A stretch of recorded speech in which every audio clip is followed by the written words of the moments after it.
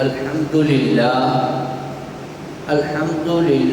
رب العالمین والصلاة والسلام علی سید الانبیاء والمرسلین اما بعد اعوذ باللہ من الشیطان الرجیم بسم اللہ الرحمن الرحیم ان صلاتی و نسکی و محیای و مماتی للہ رب العالمین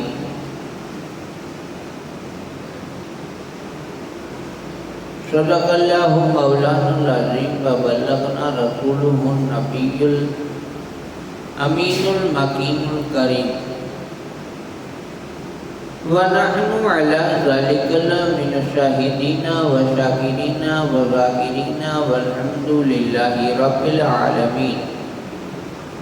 بارگاہ رسالت معاذ صلی اللہ علیہ وسلم میں ایک بار درود پاک کا نذرانہ پیش کریں اور پڑھیں اللہم صلی علی سیدنا محمد وعلی آل سیدنا محمد واصحابہ وبارک وسلم صلاۃ و سلام علیک یا رسول اللہ صلی اللہ علیہ وسلم۔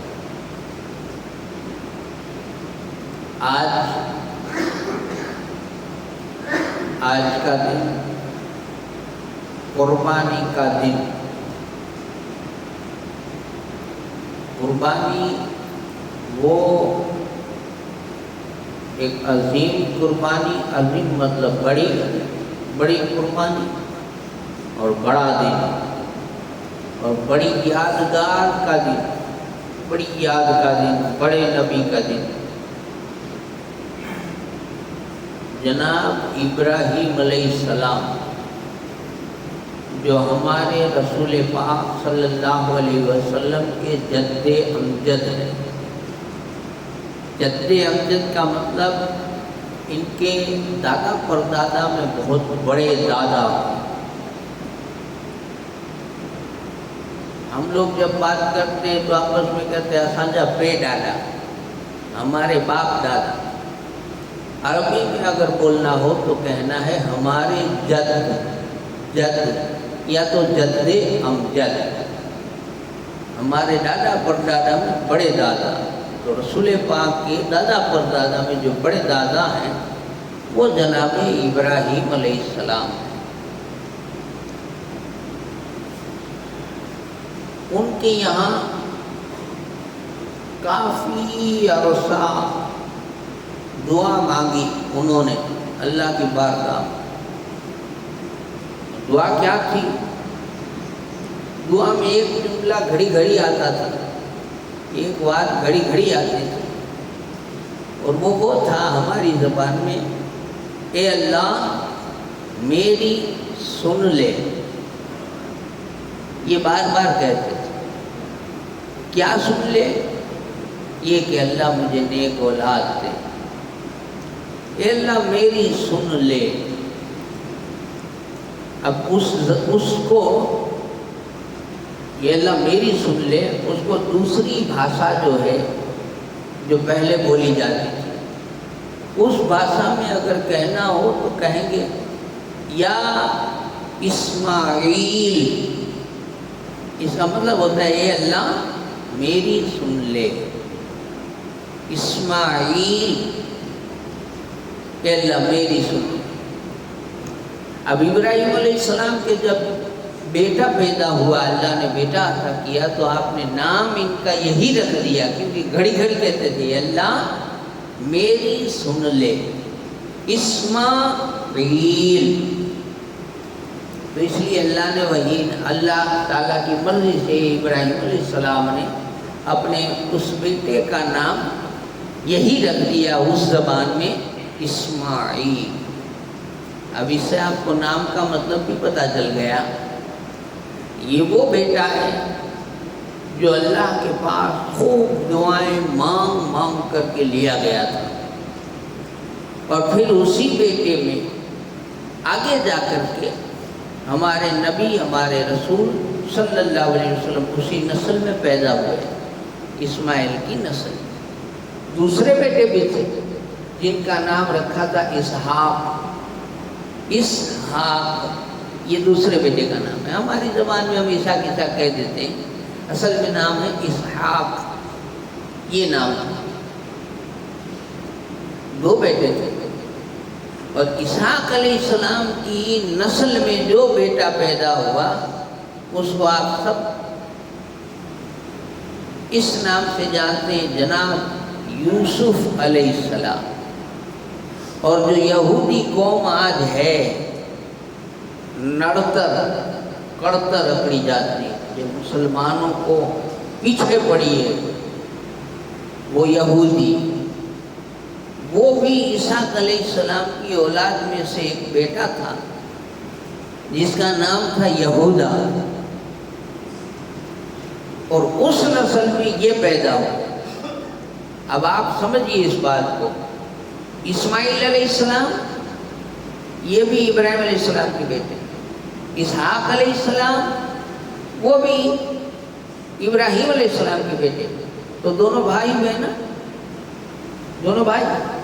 اب اسماعیل علیہ السلام کی جو آگے نسل چلی اس میں ہمارے رسول آئے، اسحاق علیہ السلام کی جو نسل چلی اس میں یوسف علیہ السلام آئے تھے۔ تو یوسف علیہ السلام اکیلے نہیں تھے، وہاں دوسرے بھی تھے، ہے نا، دوسرے بھائی بھی تھے، 11 تھے دوسرے بھائی۔ اب اس میں بات یوں تھی، بھائیوں میں یہ تھا کہ جو نبوت کا منصب ہے، نبوت کا منصب، نبوت کا عہدہ، ذمہ داری، وہ اللہ کسی ایک کو دیتا ہے، سب کو نہیں دیتا۔ ایسا تھوڑی 12 کو نبی بنا دے، اللہ کی مرضی ایک کی تھی، یوسف علیہ السلام کی۔ باپ نبی ہے اسحاق علیہ السلام، اب وہ باپ کا تو نہیں ہے نا کام کہ میں اپنے بیٹے کو نبی بنا دوں۔ ہمارے یہاں اگر مان لو کوئی ایسا کہ پٹیل کا بیٹا پٹیل ہے، سرپنچ کا بیٹا سرپنچ، پولیس کا بیٹا پولیس، پہلے تھے، پہلے کی بات، اب تو یہ بھی نہیں ہے۔ ایسا ہم کریں تو ٹھیک ہے، لیکن یہ تو نبوت ہے، اس میں نہ چلے۔ تو اب وہ دوسرے بیٹے کیا سوچتے تھے کہ ہمیں ہی نبوت کا یہ جو کام ہے وہ ملے۔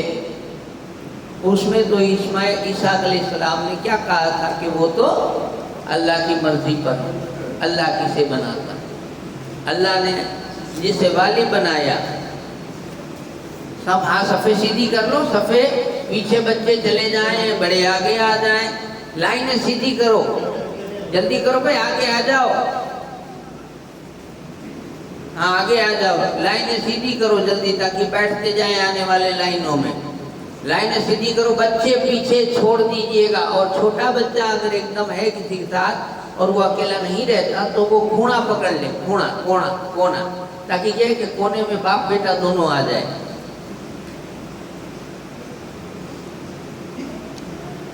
تو میں یہ عرض کر رہا تھا کہ یہ اسحاق علیہ السلام کے بیٹے ہو گئے، جس میں یہ بات کہ انہوں نے بچوں میں اختلاف بھی ہوئے، یوسف علیہ السلام کو مارا، ان کو مار ڈالنے کی کوشش کی، جیل گئے، بہت سارا ان کو بیچا گیا، یہ ساری باتیں وہاں ہو گئی۔ اب ادھر اسماعیل علیہ السلام، ان کی نسل جو آگے چلی، اس میں آخری نبی ہمارے رسول صلی اللہ علیہ وسلم تشریف لائے، اور وہ نسل جو شروع ہوئی وہ ابراہیم علیہ السلام کے، میں نے بتایا ان کے 2 بیٹے، اسحاق علیہ السلام، ادھر اسماعیل علیہ السلام، تو وہ تو جھگڑے میں رہ گئے، مجھے ملا تو نہیں ان کو کچھ، لیکن جب اپنا بھائی یعنی چچا اسماعیل علیہ السلام، ان کے بیٹے جو آگے بڑھے نے، نبوت آگے بڑھی، تو ان کو وہ جلن تب سے رہ گئی کہ ہمیں نہیں ملا۔ آج بھی ان کو یہ جلن ہے اور ہم لوگ پریشان ہو رہے ہیں، ہم لوگ پریشان تھے کہ بیت المقدس انہوں نے لے لیا ہے نا۔ بیچ میں ایک اللہ کے خاص ولی آئے تھے جنہوں نے چھڑوایا تھا، پھر انہی کا قبضہ ہو گیا۔ خیر، تو بہرحال اسماعیل علیہ السلام یہ ابراہیم علیہ السلام کے بیٹے۔ اب اس بات کو میں یوں سناؤں آپ کو، اسماعیل علیہ السلام جب تک پیدا نہیں ہوئے تھے تو حضرت ابراہیم علیہ السلام اولاد کے لیے دعا کیا کرتے تھے۔ جب ان کی دعا قبول ہوئی تو مولا تعالیٰ فرماتے ہیں ہم نے اسے خوشخبری سنائی، ایک بردبار لڑکے، کیونکہ مولا نے انہیں صبر والا فرمایا تھا اور اس کی مثال بھی پیش کرنی تھی۔ صبر والا بنایا تھا. صبر والا ایسے ہی نہیں ہوتا، ہم صبر والے سب ہیں، انہیں صبر والا بنایا تھا، لیکن صبر کی مثال دینی پڑے گی. میں کہتا ہوں میں صبر والا، تو مجھے صبر کی مثال دینی پڑے گی. اگر میں کہوں میں سخی ہوں تو مجھے سخاوت کی دلیل دینی پڑے گی. تو یہاں پر ان کو صبر والا بنایا تھا تو صبر کی دلیل دینی تھی، اور دنیا کو دکھانا تھا. سو حضرت ابراہیم علیہ السلام کو ذی الحجہ کی 8، 9 اور 10 تاریخ. کتنی تاریخ؟ 8، 9 اور 10 تاریخ کو اللہ تعالیٰ نے لگاتار خواب دکھایا، اور نبی کا خواب سچا ہوتا ہے. خواب دکھایا کہ آپ کے بیٹے کی قربانی کرو. قربانی کا حکم ملا کہ بیٹے کی قربانی کرو. اب چونکہ حکم خواب میں دیکھا تھا، سپنا دیکھا تھا، تو 8 تاریخ کو پورا دن سوچنے میں گزر گیا. 8 تاریخ کو خواب دیکھا تو وہ دن پورا گزر گیا سوچنے میں. تو اب اس سوچنے کا والا جو دن ہے، اس دن کا نام 8 تاریخ کا پڑ گیا یوم التربیہ، سوچ وچار کا دن. اور پھر 9 تاریخ کو بھی خواب دیکھا تو 9 تاریخ کو یہ پہچان لیا کہ یہ خواب سچا ہے، پکی بات ہے. 9 کو پکا ہو گیا، سچی بات ہے. تو اس دن کا نام پڑ گیا یوم عرفہ، عرفان والا دن، پہچان والا دن. عرفان کا مطلب ہوتا ہے پہچان، تو اس کا نام پڑ گیا عرفہ. عرفہ مطلب ہوتا ہے پہچان، یعنی پہچان ہو گئی کہ یہ خواب سچا ہے. اور پھر جب 10 تاریخ آئی پکا کر لیا. 10 تاریخ کو جب خواب دیکھا تو پکا کر لیا کہ آج مجھے قربانی کرنی ہے، اور وہ ہو گیا یوم النحر، قربانی کا دن. یہ 3 دن اب ارادہ کر لیا قربانی پیش کرنے کا، اس لیے اس کو یوم النحر کر دیا گیا.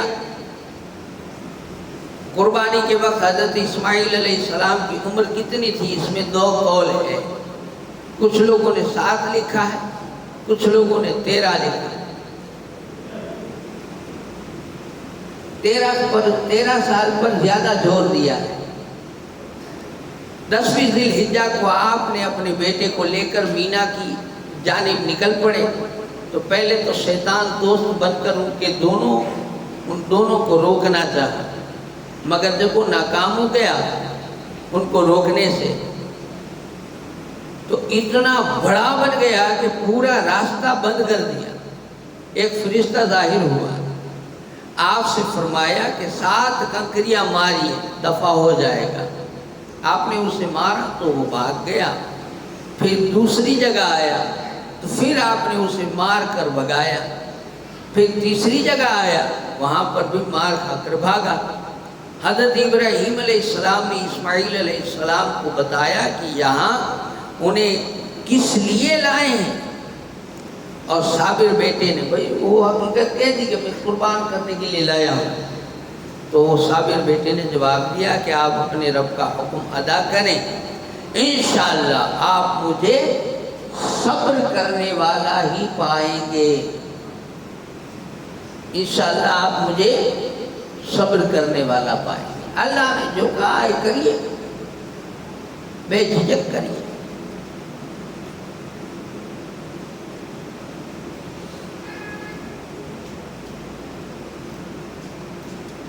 اور اپنے باپ کو مشورہ دیا کہ مجھے رسی سے باندھ دیجیے تاکہ میں تڑپوں نہیں، اور اپنے کپڑوں کو بھی میرے خون سے بچائیے گا. کیوں بچائیے گا؟ اس لیے کہ جب میری ماں دیکھے میری ماں کو سلام کہیے گا. اور پھر آپ نے انہیں پیشانی کے بل لٹا دیا. یہ بھی حضرت اسماعیل علیہ السلام کا ہی مشورہ تھا کہ میرے چہرے کو دیکھ کر باپ کی محبت کہیں جوش نہ مار جائے. اس لیے مجھے الٹا کرتے، میرا منہ نہ دیکھنا، میرا منہ نہ دیکھنا، الٹا کر دو۔ سر کے بل لٹا دیا،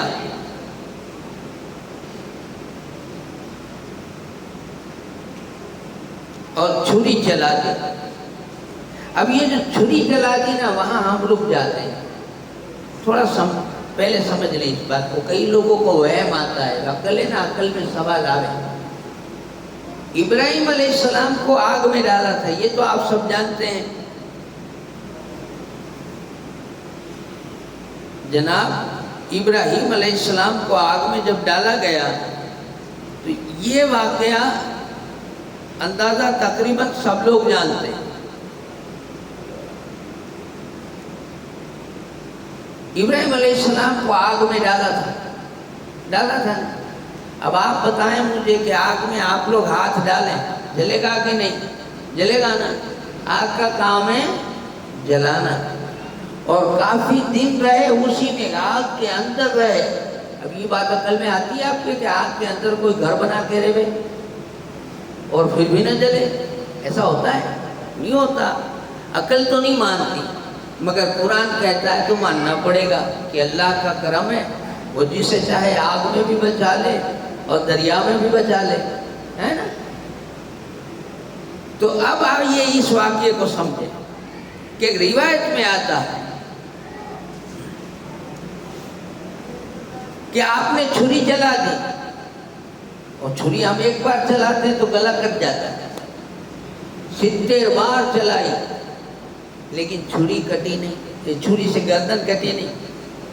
اب جب گردن نہیں کٹی، ابراہیم السلام نے غصے میں آ کر چھری پھینک دی کہ تو چلتی کیوں نہیں؟ اب وہ زبان دی اللہ نے چھری کو، چھری کہتی ہے کہ کیا کرو؟ آپ کہتے ہیں کاٹو، رب کہتا ہے خبردار اگر چلی، خبردار اگر چلی، میرے اسماعیل کو نقصان ہوا تو خبردار، میں کیا کروں؟ میں کیا کروں؟ آپ کی بات مانوں کہ اللہ کی؟ اب ابراہیم السلام کہتے کہ ارے بھائی تیرا کام کاٹنا ہے، تیرا کام کاٹنا ہے، کاٹ دے۔ چھری نے کہا ایسا تھوڑی ہوتا ہے، میرا کام اگر کاٹنا ہے تو آگ کا کام جلانا ہے۔ آپ کو بھی تو آگ میں ڈالا تھا، آگ نے کیوں نہیں جلایا؟ اب سمجھے بات کو اس بات کہ بھائی اگر میرا کام کاٹنا ہے تو ابراہیم آپ کو بھی تو آگ میں ڈالا تھا، آگ کا کام جلانا ہے، اس نے کیوں نہیں جلایا آگ کو؟ تو بہرحال یہاں راوی نے یہ بات لکھی ہے کہ فرمایا تیرا کام کاٹنا ہے تو تو کاٹ، تو چھری بولتی ہے کہ آگ کا کام بھی تو جلانا ہے، پھر آگ نے آپ کو کیوں نہیں جلایا؟ اب آئیے اگلی بات سنتے ہیں۔ نزہۃ المجالس میں یہ بات تھی، اور جلالین میں ہے حاشیے میں، کہ اللہ کے حکم سے حضرت جبریل علیہ السلام جنت سے ایک میڈھا لائے۔ جب چھری چلنے کی باری آئی، ایک میڈھا لائے جو حضرت اسماعیل علیہ السلام کا فدیہ بنا، اس جگہ پہ رکھ دیا۔ آپ کی جگہ وہ ذبح ہو گیا، اس کا نام زریر تھا، وہ جو دمبا زریر تھا، اور یہ وہی میڈھا تھا جسے حضرت حابل پہلے سے راہ خدا میں قربان کر چکے تھے۔ حضرت حابل کون؟ وہ آدم کے بیٹے جنہوں نے پہلے قربانی بھیجی، پہلے آگ آ کے لے جاتی تھی نا، یہ وہی تھا۔ اور یہ جنت میں مزے سے رہ رہا تھا۔ یہ میڈھا روئے زمین کا اکلوتا ایسا جانور ہے جو اللہ کے نام پر 2 بار قربان ہوا، 2 بار قربان۔ ایک تو آدم علیہ السلام کے بیٹے نے جب قربانی کے لیے رکھا تو آگ آئی اور لے کے چلی گئی، تو وہاں تھا، وہ رہتا تھا، اس کو واپس اللہ نے اس وقت میں قربان کرنا تھا تو وہاں یہاں بھیج دیا واپس۔ یہ میڈھا زمین پر اکلوتا ہے جو 2 بار ذبح۔ آپ نے اس کے گوشت کو پرندوں کو کھلا دیا کیونکہ اس پر آگ اثر نہیں کرتی تھی۔ حضور صلی اللہ علیہ وسلم فرماتے ہیں کہ عرفہ یعنی 9 ذی الحجہ کا روزہ اگلے اور پچھلے 1 سال کے گناہوں کا کفارہ ہے۔ یہ جو کل کا روزہ چلا گیا۔ ایک اور بات بھی ہے کہ یہ روزہ نفل ہے۔ اگر کسی کا کبھی کا کوئی بھی روزہ رمضان کا باقی ہے تو بجائے نفل نیت کرنے کے وہ رمضان کے قضا کی نیت کر لے تو انشاءاللہ روزہ بھی ادا ہو جائے گا اور اسی کا بھی ثواب مل جائے گا۔ عرفے کی رات اگر کوئی نماز پڑھے تو 2 رکعت نفل نماز اگر اس نے پڑھی، اس کے اندر ایت الکرسی پڑھی، اس میں سورہ اخلاص قل ہو اللہ پڑھی تو اللہ تعالیٰ اسے اس نماز کی برکت سے مالا مال کر دے گا۔